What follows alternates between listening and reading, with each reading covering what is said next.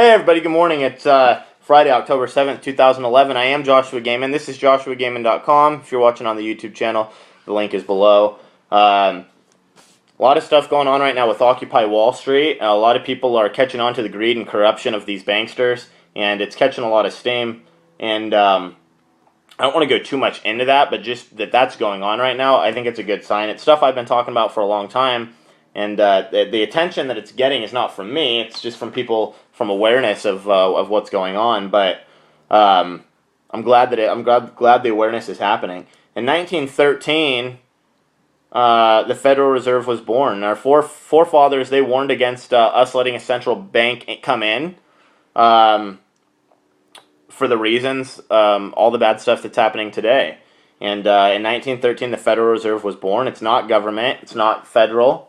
It's not a bank. They have no reserves. All they do is print money and then charge us for it, charge us interest on it, and create this huge debt, so we're indebted to them. Before, you used to be able to go to the bank and redeem your dollars for gold.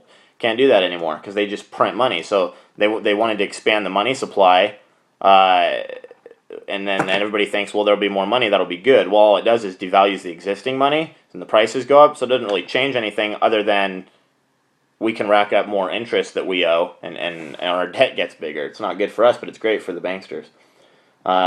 This central bank, known as the Federal Reserve, coming in, this led to fractional reserve banking. If you're not sure if you want to know more about fractional reserve banking, you can go way back in my videos.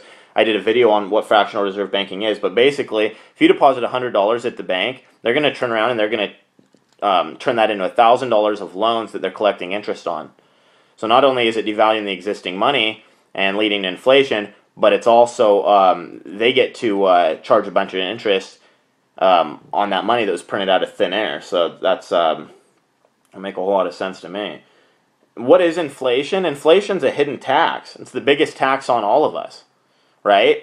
The prices go up and our wages don't go up. That's what inflation is, and that's a tax. And you can go back to Rome, and the numbers are basically the same. At 43%, the masses, at 43% tax rate, they will start to revolt.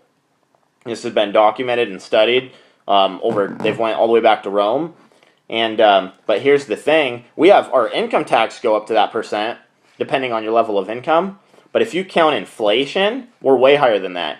And what these studies show is it's 43% of income tax and taxes on goods and services, stuff like this. But if you factor in inflation, then it goes up to that these banksters, they can get a 75% tax before there's any kind of a revolt. Because that difference from 43 to 75%, which is inflation, most people don't know it exists. That's why it's called the hidden tax.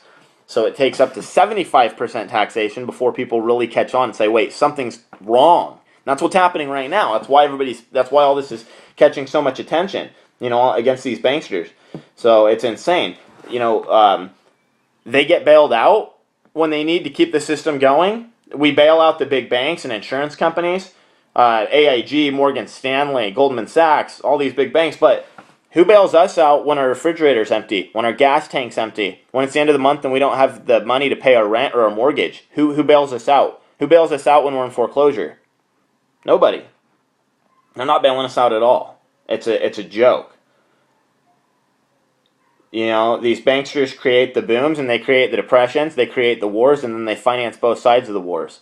It's very corrupt. It's a dark world we live in. It makes you think, why does the Bible say the root of money is, money is the root of all evil? I think we're staring that truth in the face right now with everything that's going on. What do we export in this country?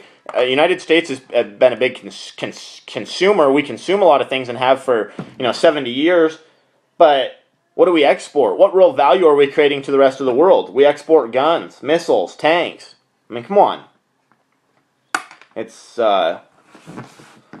pretty crazy. The federal government, their job should be to protect our borders, protect the homeland, not to control laws and the way we live our lives. So we need to constrict the size of our federal government and hand the power back over to the states. That's the only way we're going to have any say again on a local level.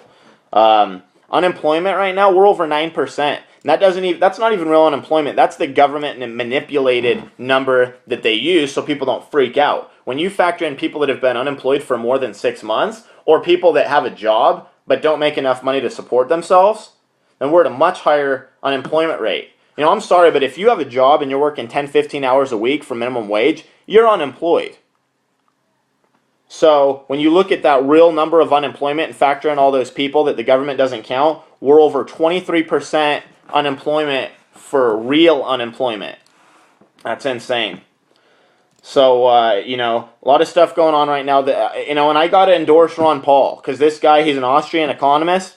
He's a doctor. He's been in the government for a long time, and he has a track record for sound money and for protecting people's liberties and freedom. He talks out against the bankers. He talks out against the Federal Reserve, and he has been doing this since the mid-'70s.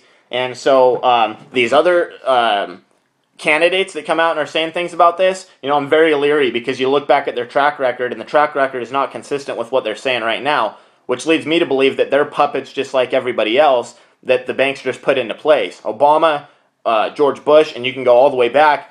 It doesn't matter if they're Democrats or Republicans. The banksters, the elite, they love the rivalry between Democrats and Republicans because it allows them to preserve the system of debt. So they don't really, they love us bickering over gay marriage and abortion and all these things, while they keep, financing and funding and starting wars and creating debt that the rest of the world has to pay back, which just expands their power. Anyways, both sides aren't talking about Ron Paul, and when they do, they're trying to shine a bad light on him. Fox and the Republicans and CNN and the Democrats both doing the same thing. What we need to do is we need to rise above a sea of trivial gossip in our traditional media. We want to be friends with all nations and have neglected our public duty to restrict federal government. That's a quote from a fellow YouTuber that was talking about Ron Paul, and I agree with him 100%, So, it's on us, people that are really paying attention to what's going on, not just turn on the 5 o'clock news and watching the mainstream media, but people that are researching, really, really seeing what's going on. And so anyways, we'll just leave it at that. But Ron Paul 2012, and whether you're for Ron Paul or against, I'm pretty sure it's hard to disagree with the other things I'm going over right here. So, leave me your comment. Let me know what you think. If you like the video, give me a thumbs up. If you hate it, give me a thumbs down. Anyways, share it with your friends and family if you agree with the message. We'll talk to you soon. Have a great weekend.